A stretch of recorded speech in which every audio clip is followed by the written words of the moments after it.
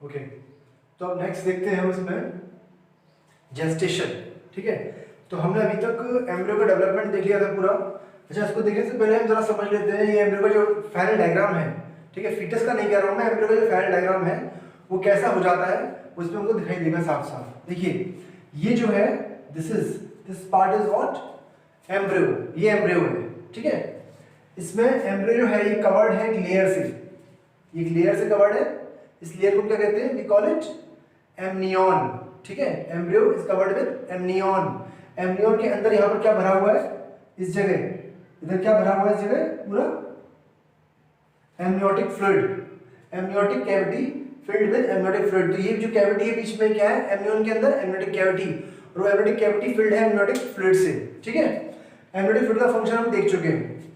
ये है एम्ब्रियो।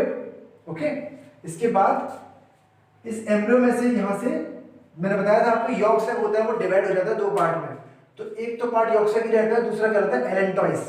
ठीक है, एलेंटॉइस ब्लड वेसल्स प्रोवाइड कराता है प्लेसेंटा को। ओके, प्लेसेंटा क्या होता है अभी हम देखेंगे। इसके बाद एक नेटवर्क कनेक्शन है मदर और फीटस के बीच में। ठीक है, अच्छा, ये जो बाहर की लेयर है ये क्या है? This is Korean. और कोरियन में एक साइड जो साइड अटैच हो रही है मदर से, उस तरफ विलाई बन जाती है, उन्हें हम कहते हैं कोरियोनिक विलाई। ठीक है, तो विलाई जो है इनका ओरिजिन क्या है? कोरियन से है, तो कोरियोनिक विलाई इनको हम कहते हैं। ठीक है, तो एक्चुअली में ये विलाई जो होती है यहीं से प्लेसेंटा बनेगा। तो प्लेसेंटा का एक्चुअली में जो ओरिजिन है वो किससे हुआ है? वो विलाई वो कोरियन से हुआ है। ठीक है, तो कोरियन उसका ओरिजिन है प्लेसेंटा का। Okay, this is the structure of embryo. अच्छा, इसके बाद जेस्टेशन पीरियड। जेस्टेशन पीरियड का मतलब क्या होता है? Period of pregnancy. ह्यूमन में ये period 9 month plus minus 7 days होता है, मतलब 7 दिन कम या ज्यादा हो सकते हैं, 9 मंथ्स अप्रॉक्स होता है। ठीक है, ओके, तो एक्चुअली में है क्या जेस्टेशन? प्रेगनेंसी पीरियड या टेन्योर ऑफ प्रेगनेंसी। ठीक है, ह्यूमंस में इतना हो गया, कैट में 63 डेज, डॉग में 63 डेज, एलिफेंट में 624 डेज, काऊ में 282 days, rabbit 32 days, monkey 164 days. तो ये इनके जेस्टेशन पीरियड है, ये इनका टाइम पीरियड है जेस्टेशन का। अच्छा, प्रेजेंस ऑफ एमनियन। एमनियन के बेस पर हम दो कैटेगरी में डिवाइड कर सकते हैं एनिमल्स को, ग्रुप को दो कैटेगरी में डिवाइड कर सकते हैं। एक है कौन सा? एमनियोटा, और एक है एनेमनियोटा। एमनियोटा में क्या होता है? एमनियोटा वो होते हैं जिनमें कि एमनियन प्रेजेंट होता है। This group has amnion. ठीक है, एग्जांपल इसमें कौन से? Reptilia, Aves and Mammalia. Reptilia, Aves and Mammalia इसमें आते हैं। ठीक है, ओके। एनेमनियोटा में कौन आता है? एमनियन एब्सेंट है इसमें, पहली बात तो। एनेमनियोटा का मतलब क्या है? इसमें एमनियन एब्सेंट है। इसमें कौन कौन आता है? साइटोस्टोमेटा, पाइसेस और एम्फीबियंस। तो ये तीन इसमें आते हैं एनेमनियोटा में। और ये एमनियोटा में कौन आता है? रेप्टिलिया, एव्स एंड मैमिलिया, जिसमें कि एमनियन प्रेजेंट है। ठीक है, so this is about gestation period. Okay, तो अब नेक्स्ट देखते हैं टॉपिक क्या? प्लेसेंटा। ठीक है, तो प्लेसेंटा एक क्या है? प्लेसेंटा एक इंटीमेट कनेक्शन है इसके बीच में, मदर और फीटस के बीच में। ठीक है, तो ये दोनों को जोड़ता है। बहुत सारे फंक्शंस हैं इसके, बहुत इंपॉर्टेंट फंक्शंस हैं, सब पढ़ेंगे हम एक के बाद एक। पहले जरा स्ट्रक्चर समझ लेते हैं। तो ये फुली ग्रोन फीटस है ये।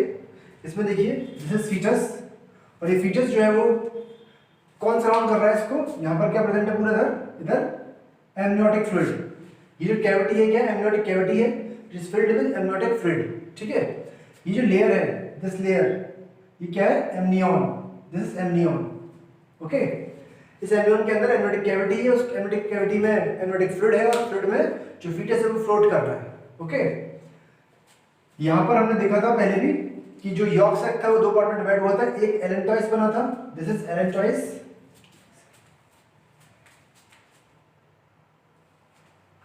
This is allantois, and this is yolk sac. ये यॉर्क सैक है। ठीक है, ओके। कलेक्टिवली इसको क्या कहते हैं? What we call it? ये कलेक्टिवली क्या कहलाएगी चीज? ये पूरी एक साथ अम्बिलिकल कॉर्ड, इसे हम अम्बिलिकल कॉर्ड कहते हैं।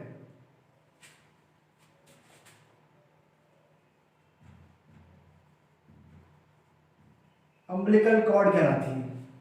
ठीक है, ओके। तो ये अम्बिलिकल कॉर्ड ही क्या करती है? फीटस की तरफ से जुड़ी होती है, और उधर की तरफ से ये कोरियोनिक विलाई से जुड़ी होती है। ये जो ब्लू कलर की लाइन आपको दिखाई दे रही है, this blue colour line is Korean, ये कोरियन है। और एक तरफ इसमें विलाई निकली हुई है, तो ये क्या है, chorionic villi, these are chorionic villi.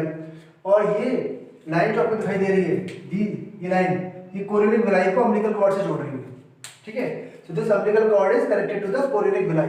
अब ये कोरियोनिक विलाई जो है ये कहां पर एम्बेडेड है? अच्छा, ये पूरा जो फीटस स्ट्रक्चर है कहां पर, ये है एंडोमेट्रियम में। देखिए इसको आप, दिस इज, ये जो लाइन है ये एंडोमेट्रियम है, दिस इज एंडोमेट्रियम, ठीक है।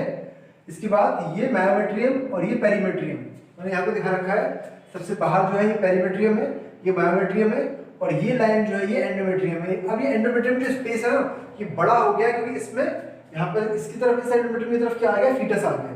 तो एंडोमेट्रियम की एक अंदर की लेयर ये हो गई और एक बाहर की लेयर ये हो गई, दिस वन। और इसके अंदर क्या प्रेजेंट है, ये फीटस प्रेजेंट है, ठीक है, ये पूरा प्रेजेंट है फीटस।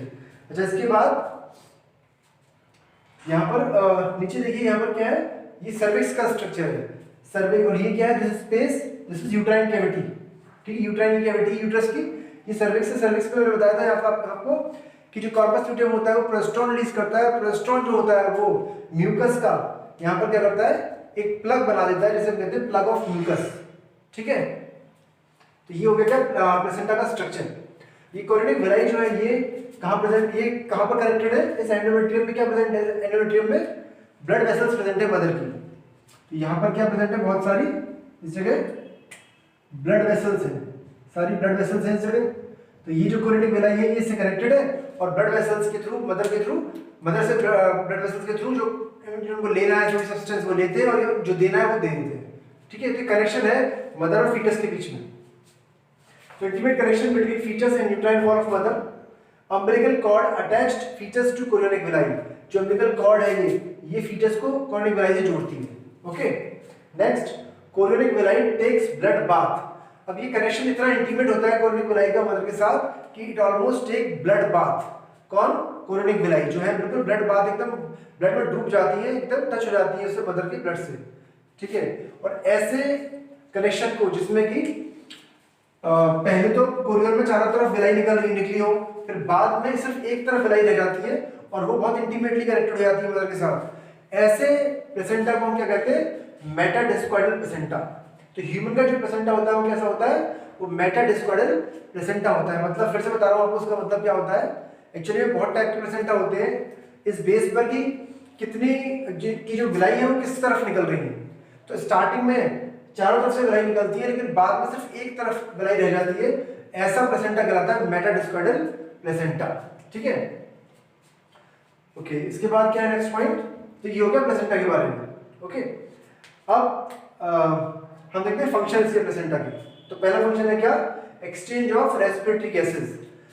तो जो भी ऑक्सीजन चाहिए फीटस को मदर से वो प्लेसेंटा के थ्रू आती है, ठीक है, या अम्बिलिकल कॉर्ड के थ्रू आती है की बात है। तो प्लेसेंटा के थ्रू आ रही है, एक्सचेंज ऑफ रेस्पिरेटरी गैसेस हो रहा है। मतलब एक्सचेंज का मतलब क्या है कि जा भी रही है कौन सी, CO2। जो CO2 है वो फीटस से जा रही है मदर की तरफ, और जो O2 है वो आ रही है मदर से फीटस की तरफ, ठीक है। This is exchange of respiratory gases. Next, transportation of nutrients.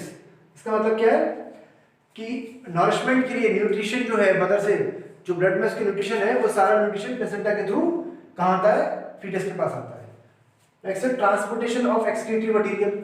मतलब कि जो फीकल मैटर हो जाए, जो मेटाबॉलिक वेस्ट होगा फीटस का, वो भी ट्रांसपोर्ट हो जाएगा from fetus to mother through placenta, ठीक है। तो ट्रांसपोर्टेशन ऑफ एक्सक्रीटरी मटेरियल कहाँ, फ्रॉम फीटस टू मदर। और ये क्या था, transportation nutrients from mother to fetus. IgG antibodies कई टाइप की होती है, पहले ही बताया था आपको। इसमें IgG एंटीबॉडी जो है वो मदर ट्रांसपोर्ट करती है किसको, फीटस को। IgG एंटीबॉडीज जो होती है हमारी बॉडी में, ये सबसे ज्यादा नंबर में पाई जाती है और यही मेन होती है हमको प्रोटेक्ट करने में बहुत सारी डिसीज से। लेकिन अभी इम्यून सिस्टम डेवलप नहीं है फीटस का, इसीलिए मदर IgG एंटीबॉडीज जो होती हैं वो बनी बनाई रेडीमेड एंटीबॉडीज प्रोवाइड कराती है फीटस को। तो IgG antibodies are transported from mother to fetus, act as barrier. Placenta जो होता है वो बैरियर की तरह एक्ट करता है। इसका मतलब क्या है कि हर चीज पार नहीं कर सकती है प्लेसेंटा को, ठीक है। वही चीज पार कर सकती है जो कि वाकई में उसको जानी चाहिए, जो जरूरत है जिसकी फीटस को। तो हर चीज को क्रॉस नहीं कर सकती है। तो क्यों नहीं कर पा रही, क्योंकि प्लेसेंटा एक बैरियर की तरह काम कर रहा है बीच में, जो उन्हीं चीजों को पार जाने देगा जो कि जरूरी है, ठीक है। लेकिन फिर भी कुछ चीजें जो होती है वो कभी कभी चली जाती हैं और वो एम्ब्रियोनिक या फीटल डेवलपमेंट को अफेक्ट कर देती हैं। तो ऐसे सब्सटेंस को क्या कहते हैं? टेरेटोजेंस। वी कॉल देम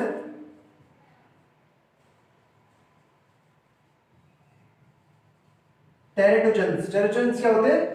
वो सब्सटेंस जो पार कर जाते हैं प्लेसेंटा को और फीटल ग्रोथ में कुछ डिफेक्ट ला देते हैं, उन्हें कहते हैं टेरेटोजेंस। ठीक है,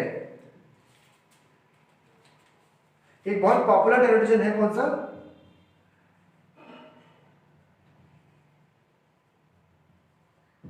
थैलिडोमाइड। थैलिडोमाइड एक बहुत पॉपुलर टेरेटोजन है जो कि फीटल डिफेक्ट लेकर आता है अगर ये क्रॉस कर जाता है प्लेसेंटा को तो ड्यूरिंग प्रेगनेंसी। ठीक है, तो अगर ये पहुंच जाता है इसके पास तो it can bring about the many defects in the growing features. ठीक है, तो थैलिडोमाइड जैसे कि एग्जांपल दिया है आपको कि कौन सा क्या कर सकता है, जैसे कि एक होता है क्या? टेट्रासाइक्लिन। अगर टेट्रासाइक्लिन ड्रग कोई अगर फीमेल प्रेगनेंसी में खाती है तो जो बच्चा होता है उसके जो दांत होते हैं वो उनका डिस्कलरेशन हो जाता है, ब्राउन कलर के टीथ हो जाते हैं। ठीक है, जो बच्चा पैदा होगा उसके टीथ जो होंगे वो ब्राउन कलर के होंगे। क्यों? क्योंकि उन्होंने क्या किया, बच्चे में उस दवाई ने क्या किया था, बच्चे में जेनेटिक डिफेक्ट ला दिया, तो जिसकी वजह से उसकी जीन्स में कुछ चेंजेस आ गए। ओके, तो इसीलिए ड्यूरिंग प्रेगनेंसी कोई भी मेडिसिन बिना डॉक्टर के प्रिस्क्रिप्शन के नहीं खानी चाहिए, क्योंकि हर एक डिजीज, हर एक ड्रग का, हर एक सब्सटेंस का अगर उसमें क्रॉस कर दिया प्लेसेंटा तो फीटस पे कुछ ना कुछ इफेक्ट होता है। वो अच्छा भी हो सकता है, वो बुरा भी हो सकता है। ठीक है, तो nothing is advise to take without doctor prescription to the mother. ठीक है, तो this is the function of placenta. Last जो फंक्शन है वो क्या है? Endocrine function.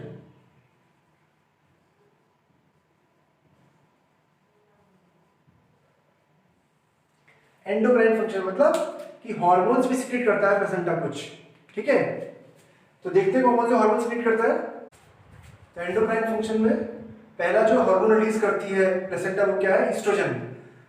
दूसरा है प्रोजेस्टेरोन, तीसरा है एचसीजी। इन तीनों के फंक्शन हम जानते हैं, ईस्ट्रोजन, प्रोजेस्टेरोन और HCG, human chorionic gonadotropin.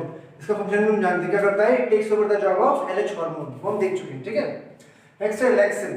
Relaxin hormone जो होता है ये दो काम करता है, एक तो प्रेगनेंसी से, डिलीवरी से पहले, और एक डिलीवरी टाइम पर। ठीक है, यानी कि बिफोर पार्चुरेशन, पार्चुरेशन वर्ड का मतलब क्या है? डिलीवरी। तो बिफोर पार्चुरेशन और during parturition.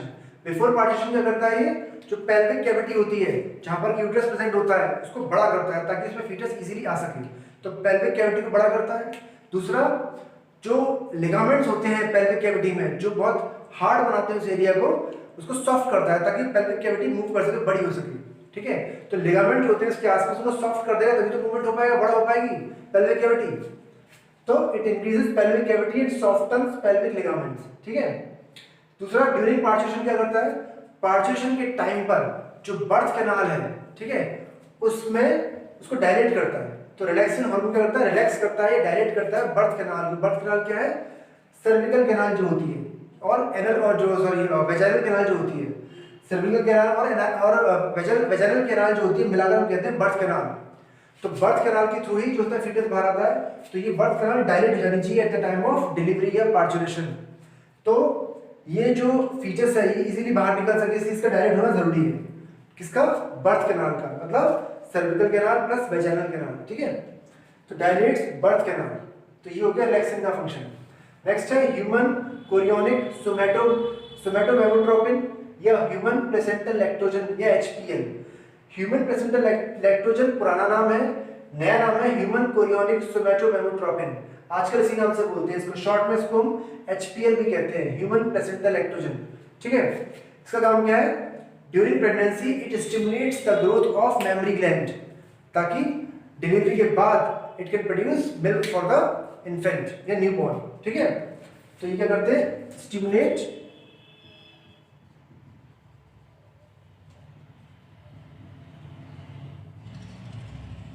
Mammary glands.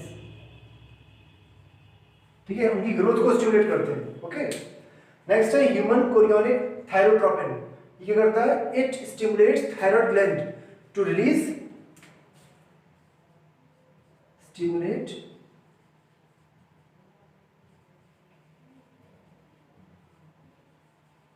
Thyroid gland, ताकि थायराइड ग्लैंड क्या रिलीज कर सके?